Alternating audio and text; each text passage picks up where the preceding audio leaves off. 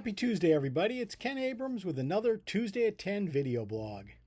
I really thought that last week when I did my blog on voting, that was going to be the last I was going to talk about the election. You know, like many Americans or many people in general, I'm kind of tired with this whole election process. This year has been particularly bad. It was again yet another campaign of mudslinging and a lot of personal attacks, which I never find particularly rewarding, interesting, or in general civil. But several things happened that I did want to mention. First of all, I spent election night at a college or a university in Ohio. It was very interesting being there. The event was actually a watch party so that students could gather together and watch the results of the election. It was kind of cool to be at an event like that, especially with people that age. We've heard so much about the fact that people today in that age bracket have no interest in politics. Based on what I saw that night, that's actually not true. A lot of the students were very engaged. As a matter of fact, I heard a number of them talking about the fact they didn't vote early enough to get an I voted sticker, and they were really disappointed about that. Clearly, they wanted to show their friends that they had participated in the election process. That was important to them. So that was the first thing. One of the other things I noticed about that night was that the students were really very polite.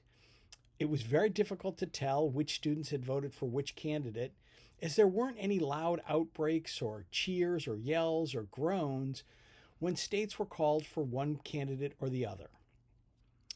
The only time that they ever really seemed to get excited and loud and boisterous was when they did the countdown as another set of states' polls were going to close.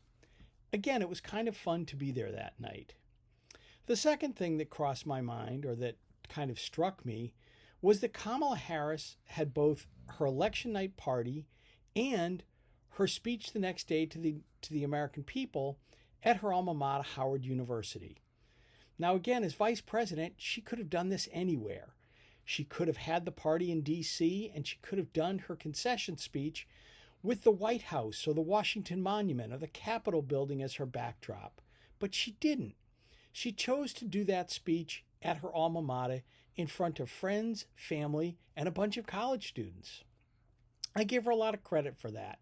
Once again, it was nice to see that somebody felt that the youth of America was really important and a group that she wanted to connect with and let them know how she felt and how important they were to her.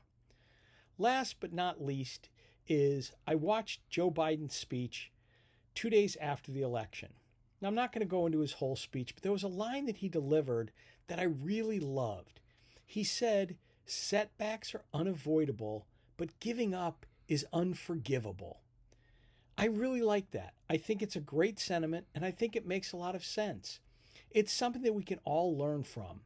Again, setbacks are unavoidable, but giving up really is unforgivable. His message was go forward and continue to fight for what you believe is right. That is a sentiment that I can strongly get behind.